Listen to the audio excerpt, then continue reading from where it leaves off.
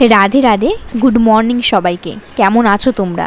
তো এখানে আমি সকাল সকাল উঠে পড়েছি, আর ঘুম থেকে উঠে আমি আমার যাবতীয় কাজগুলোই করছিলাম।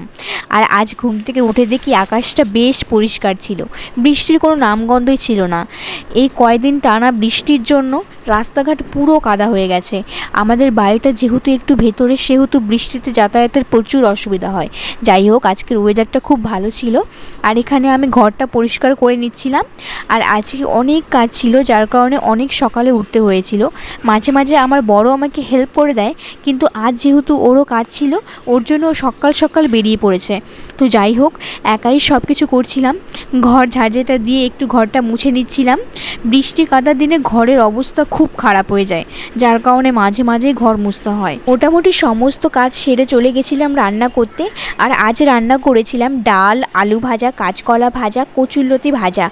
আর যেহেতু বাড়িতে নিরামিষ খাই, তো ওর জন্য নিরামিষ করেছিলাম। করে টোরে একটু ওভেনটা মুছে নিচ্ছিলাম, কারণ রান্না করার পর ওভেনের যা অবস্থা হয়েছিল, যার কারণে একটু মুছে নিচ্ছিলাম। তারপর চলে গেছিলাম স্নান করতে। আজকে যেহেতু ওয়েদারটা ভালো ছিল, যার কারণে আমি সকালে জামা কাপড়গুলো ভিজিয়ে রেখেছিলাম কেচে দেওয়ার জন্য। তো সেইগুলি একটু কেচে ধুয়ে নেড়ে দিচ্ছিলাম। আর বাড়ির সামনে দেখতেই পাচ্ছ রাস্তার অবস্থা। যাই হোক, রাত্রে বৃষ্টি না হওয়ার কারণে রাস্তাটা একটু শুকিয়েছে। তো আজকের মিনি ব্লগটা এই পর্যন্তই। টাটা, রাধে রাধে।